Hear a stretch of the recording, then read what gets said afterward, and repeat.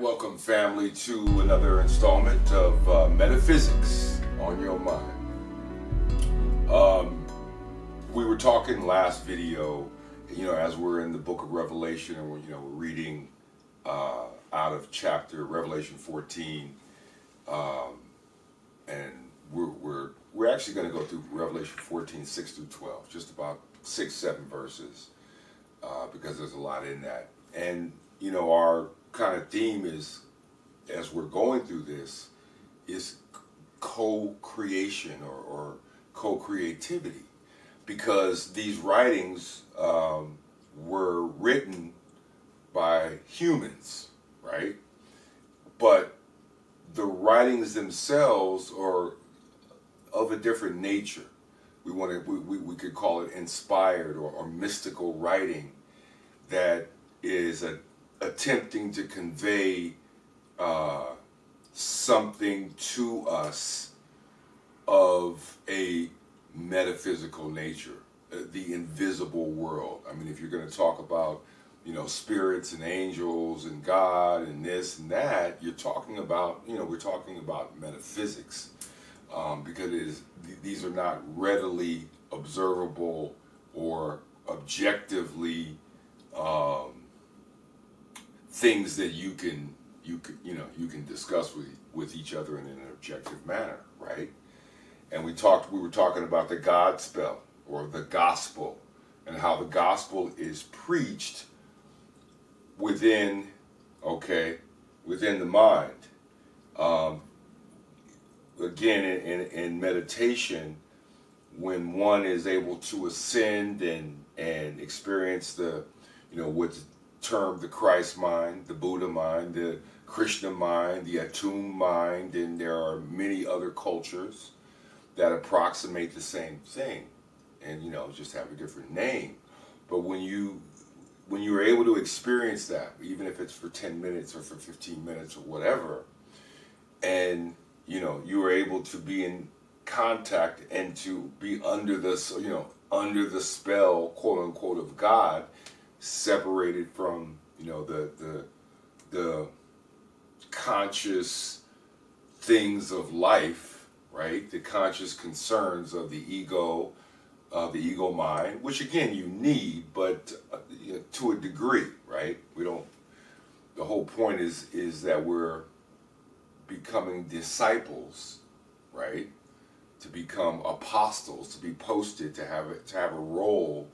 And when we talk about co-creativity, we're talking about that we have a large say in what our lives ultimately look like. Not to get too much into it, but whatever your inheritance is physically from your parents, speaking about genetics, DNA, whatever that may be, and whatever circumstances or environment you may have been born in, you may not have had control over that, shall we say. But as you mature and you get older, you by default will take on a role of being a co-creator of the world or the life that you're experiencing in this so-called world, because you're going to make decisions or not make decisions. And in not making decisions is a decision, right? So one way or another, you have a creative force within you. Just your very nature is creative when utilized creatively, but as we know, that can also be distorted and it can become destructive. And that's why we can refer to what this screen says up here about the shadow work. What happens in meditation is in effect what we would consider shadow work. And shadow work I think shadow was coined by the very eminent Swiss psychologist Carl Jung. I think it's with a J, and it's pronounced, Jung. He's German, Swiss, whatever. But Carl Jung was, some would say, maybe the greatest along with Sigmund Freud and maybe some others, the most eminent, one of the most eminent uh, psychoanalysts that we know of. And it was Jung who coined the term the shadow, I believe. And the shadow refers to the unconscious, or things that we repress, things that we don't like, or the conscious mind, the ego mind, things that the ego mind doesn't like, or doesn't want to see, or doesn't want to acknowledge.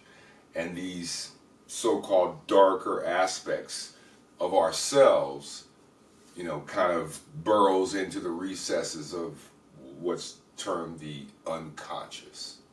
We know about the conscious mind and the subconscious mind, and I'm not a psychologist or whatever, but we have enough, if you studied some of Jung's work, to see that there's a huge element of creativity that he employed in his work, and that so-called scientific work of psychology and psychoanalysis. The shadow itself is a creative way of referencing the blind spots that we all have, the hidden, and when we repress, at some point there has to be a reemergence of what has been, tamped down or repressed. And what meditation is about is basically what's called shadow work, where you're working with your own unconscious. That's why we said that the point of it is to shine the light, but in this context we're talking about the cosmic light, or the God light within, into those dark recesses and areas. And you don't have to do anything. As a matter of fact, as we've talked about many times, your role is to submit and to overcome. And what is overcoming? Overcome means to overcome yourself, because that's where the resistance to the shadow work is going to come. The ego mind doesn't even want to acknowledge these shadow areas. It's repressed. So Jung, who did a lot of, practical research, was clearly onto something, because the shadow it's not something to be afraid of as long as it's faced. Why? Because we're made of light and dark. We're not all light. We're light and dark. We're part of duality, okay? Positive, negative, light, dark, wet, dry. We're part of all that. So if you're not going to acknowledge the shadow side of yourself, if you're trying to run from it or trying to dodge it, you might do it for a while, but ultimately you're going to come kind of face to face with your shadow self at some point. Could very well happen in your life, especially when you're under, maybe if you're involved in something that's fairly traumatic or challenging, psychically. The shadow, when not dealt with, can become quite destructive, and that's what the meditation is about, is to go into those shadow areas. So in fact, when you meditate, some of you who've tried it, initially you close your eyes and it seems like it's just dark and nothing's happening. Well, what is actually happening is that you probably haven't done much meditation, you haven't been conscious of that, and when you try to go in, I think we've referred to it as like clogged pipes, right? That it's like dark, and there seems to be a lack of movement, shall we say, of the energy within. It's stagnant. And that's, again, when you haven't done that, those pipes have to be unclogged in order for there to be movement. In order to move that through, shall we say, it requires, that's again why it's a practice. And the more you do it, the lighter, I'm just going to use those terms, the lighter is that you probably haven't done much meditation, you haven't been conscious of that. And when you try to go in, I think we've referred to it as like clogged pipes, right? That it's like dark, and there seems to be a lack of movement, shall we say, of the energy within. It's stagnant. And that's, again, when you haven't done that, those pipes have to be unclogged in order for there to be movement. In order to move that through, shall we say, it requires, that's again why it's a practice. And the more you do it, the lighter, I'm just going to use those terms, the lighter the energy that you either will or you have. I'll say you most likely have glimpsed within, with the inner vision, that you're in an energy vortex. As a matter of fact, we are all composed of what's called a torus field, right? Which comes from Taurus, because the Taurus, in effect, represents, the body, the physical, the energetic physical form that is, a torus field, which we'll go into in another one, so I don't want to get too much into that now. But again, we talked about everything being energy. And so the shadow will, one way or another, find its way, to peek itself out. So in meditation, you are allowing the light, the higher light, to do the work of unclogging the pipes. And then the more that you do it, you will begin to actually see from within that you are in an energy vortex where there is a constant and swift whirling of energy. Just leave it at that. And that energy begins to appear lighter and feel lighter and move with more velocity the more practice that you put in to your meditations. And again, 15, 20 minutes a day will get you on, on the path. And where's the path? The path is always where it is. It's within. How do you go within? You can begin with the breathing. If you need a little music, non-song type music, right? It's free-flowing music so that you're not in a pattern of time, because you're trying to move out of that. You're trying to move out of expectation, what the next song lyric is, which is why most quote-unquote spiritual music is instrumental. We're trying to disengage the mind from thoughts and emotions and particular patterns of logic and thinking, right? We're separating from that.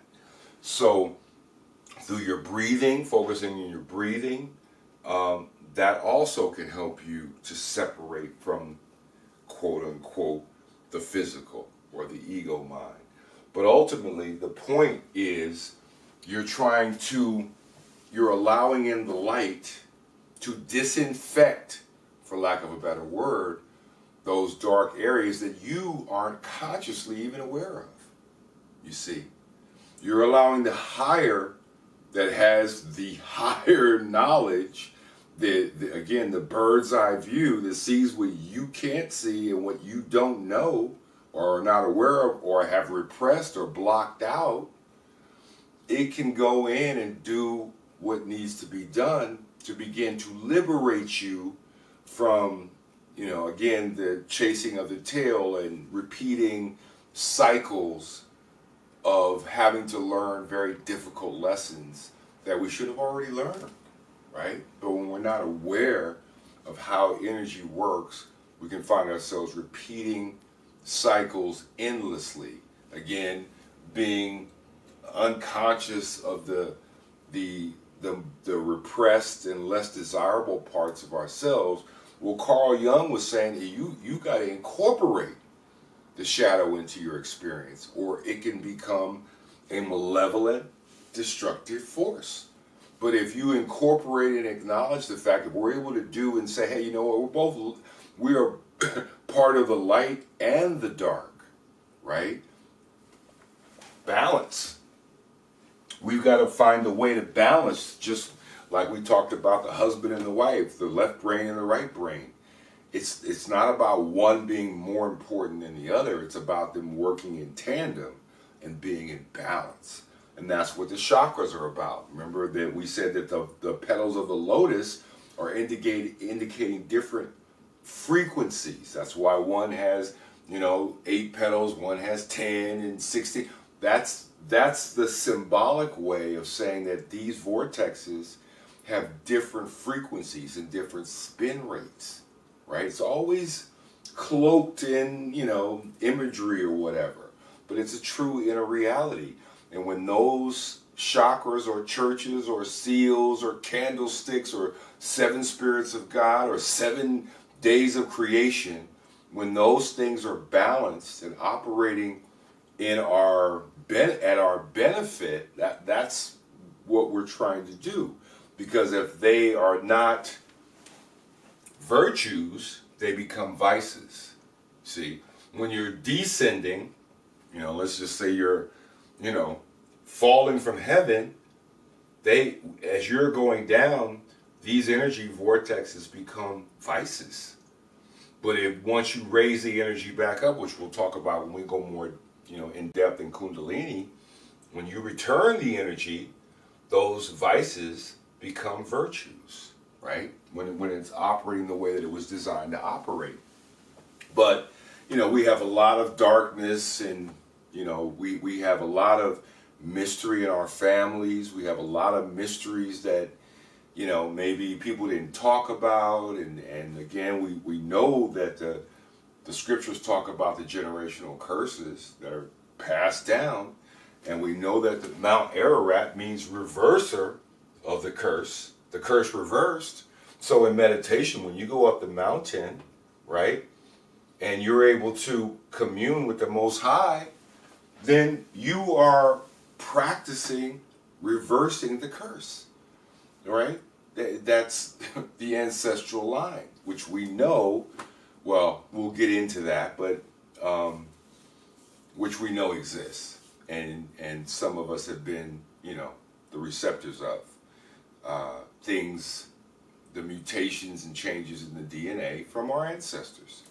And it's also, we would say also the spiritual DNA. There's the biological, but there's also a spiritual DNA that's being referenced in these so-called curses. So the work, the shadow work, is what you're doing in meditation, but you're not doing it consciously, meaning you're not trying to dictate what has to happen because you don't know. If you knew what to do, you wouldn't have to go into meditation in the first place, right? So because we're basically submitting so that we can be helped, because it's a choice. It's not going to be done against our will. We have to submit, which then sends a frequency, or which we'll go into, or a wave offering out to the universe, out to God or the Holy Spirit or whatever you want to frame it. That wave offering that comes from you adopting or working at adopting the state we call the Christ mind, sends out a wave offering. Remember, everything is a waveform, right? We talked about vibration. Sends out a wave offering that will get answered. And we're going to go into this in one of the future episodes. That wave offering will actually, it's an offering that will be received and met, and it will be answered. So in other words, when you send out the right frequency, when you're of the right frequency, okay, you can connect with another energetic frequency that is of the same wavelength or waveform or vibration, shall we say. It can't happen without that happening, and that's the reason why we say it happens in divine timing. Things have to be aligned for them to happen. You can't make it happen, okay? You have to align and put things in the place where they're allowed to happen, because, you know, we can't do it. So, it is the act of creativity that we are reading in this book, and how the words are used, how words are flipped around right in front of us, and that's creativity. That's what we're all a part of. That's what we want to tap into. But the trick with the tapping in is, if we could the proposition is, if you can tap into the, you know, the God mind, the creative mind, man, you're being aided and abetted by the supreme energy. But if you're going to tap into, you know, the shadow, if you're going to live through your shadow, you have to acknowledge the shadow, but you don't live through it. Okay? It has to be incorporated into your existence, but you don't live through it. Just like your ego, we're learning that the ego is a great servant. It is vital, but can be a pretty brutal master. It's just the nature of things. So, you know, we want to heal ourselves, which is what this is about. The shadow work is about healing. That's really it's shining a light. It is finding a way to balance the light and the dark that exists within all of us. But again, even though we all have power of choice, you can choose whether you want to live more out of the light, given that you still have some dark, but you can live with the dark in a constructive way. But if you're going to choose to live through the dark, you know, in other words, that's where your polarity is, well, you know, that's another experience. And some of us are here to experience, you know, maybe being an obstruction to the light. And some of us are here to be, shall we say, an obstruction to the dark, okay? Because everything is duality. So you get to decide. You have power of choice. You have free will. The Most High, or the universe, or however you want to frame it, has granted you free will to be a co-creator of your life experience. You weren't able to, quote unquote, create yourself, but you are a co-creator with the divine, with that, you know, all that is and ever can be. You are co-creating what your experience is in the University of Earth, in the theater of mind, because it's about your perception. It's about your understanding. It's about your consciousness, right? You're not living your life for somebody else. I think we've moved on from that, you know, paradigm that it did exist in many parts of the world. That's over. We're going into the age of revelation. This is the age of knowing. No more just believing, not being sure, could be, couldn't be. We're going to the age of knowing, which is why we're talking about revelation, because when you pull back the veil, you're revealing. So that what? So you can know.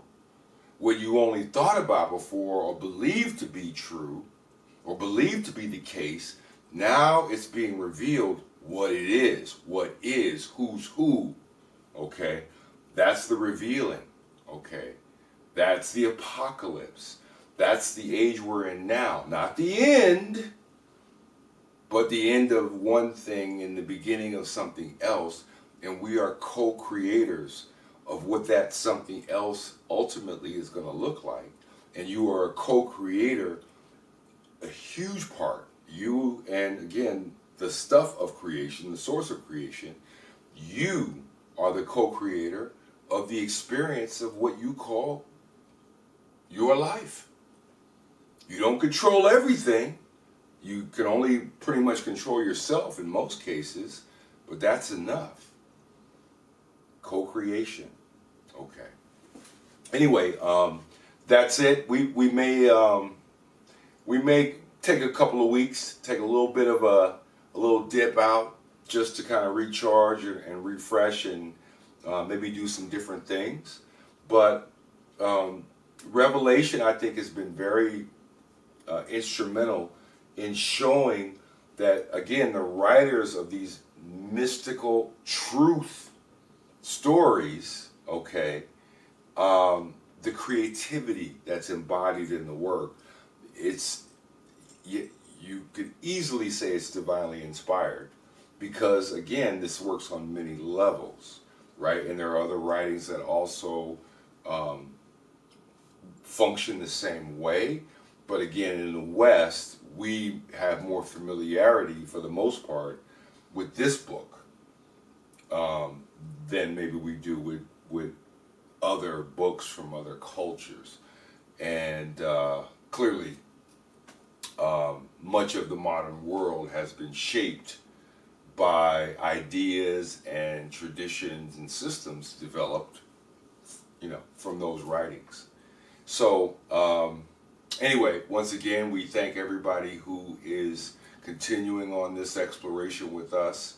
We are very pleased. All the comments, again, not so much into the individual thing on, at least from our side of the realm, but we do read them, as we've told you before, and we appreciate them.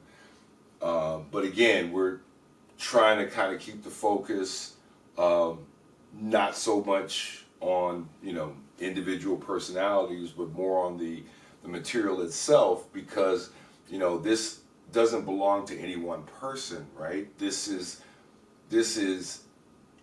ancient knowledge passed down and functional today, and it's for a reason, because everything is connected, and there is a divine. Well, we propose that there is a divine intelligence and a divine creative source of all things, and this mystery called life that we live in is it is beyond description, as we all know. So again, we are all co-creating some aspect of the life that we experience here, and we're just grateful to be able to, hey, check this out, check that out. Here's some stuff we picked up or whatever, and maybe it's useful to you, maybe not. But again, we all have a choice, and when opportunities present themselves for us to, get another point of reference, there's nothing to lose, right? Okay. Anyway, before we go, Tony, come on out, man. What sign are you? Taurus. Taurus the bull. So another fixed sign. No wonder we sometimes. I don't think they can see you. You're not in the camera. Yeah. So just as a little aside, it's interesting because we work together great, but we sometimes we have our own ideas. And as an example of how everything kind of works, he's, like he said, a Taurus, which is a fixed sign, and I'm a Leo, which is a fixed sign. So fixed fire, fixed earth, and you tend to be a little bit more fixed in your position. But once again, when we talked about the lion laying down with the lamb, the trick with all of this is balance, right? So in a partnership, whether you're talking about a working partnership or relationship, a romantic partner or relationship, a business partner, whatever we're talking about, everything always boils back down to balance. And so, he has his strengths, I have some things that I can do okay, and we just try to navigate that in a way where, again, the whole is greater than the sum of its parts. But I just thought it was interesting that, again, that fixedness can be, depending upon how we deal with it, it can be an obstruction and you can't get stuff done because you're insisting on, your position or being right or whatever the case may be. Or you find a way to find the strengths of both the fixity of these signs, because they do, each sign has a strength and then a potential weakness. So that's all we're trying to do in a relationship is, like everybody else, you're trying to find the right balance. You're on that, we used to call it the seesaw, the teeter-totter, and you're working and you're attempting to just keep your equilibrium. And sometimes you're more effective at doing it than others. But I just wanted to say that, Tony's the one who does all the editing and does the videos. He does, he does all that stuff, and I'm very grateful because so I don't have to do it. But it requires a lot of patience, and he's very patient, probably more patient than me, and I just wanted to express my appreciation, doing the music, doing the editing, doing the videos, you're a big component in what we do, but you're kind of a bit more behind the scenes unless we're doing music, right? Mm-hmm. So I just wanted to acknowledge that this brother has been, learning, as we all are. Also, this is it's not something we've been doing for the last 25 years, which you can probably tell. Mm-hmm. But it's all good because that's what we're here to do. We're all here to learn. Anything you want to add, man? As you can see, he's the talker. Got to do something. And I'm a little bit more kind of like behind the scenes of composing and just putting everything together, like he says. Yep. But Bro and I, we want to thank everybody. We appreciate everybody for all their wonderful comments that come in. We read them. I check them out. From time to time, I'm looking. And we're very appreciative. Yeah. Even though we don't, like I said, we don't dig into them so much because it's just kind of a different arena. We really do appreciate it because it takes you time to make a comment. Mm-hmm. And again, we're not here to all agree on everything. None of you, we're not here to be yes people, okay? Mm-hmm. We're here to live out our authentic natures as best we can and to try to coexist with each other and to learn from each other. And I think through that process, we begin to see that we have a lot more in common than we don't. And the first thing we all have in common is that we're spiritual beings having a human experience, whatever that is. So that's it. And once again, thank you.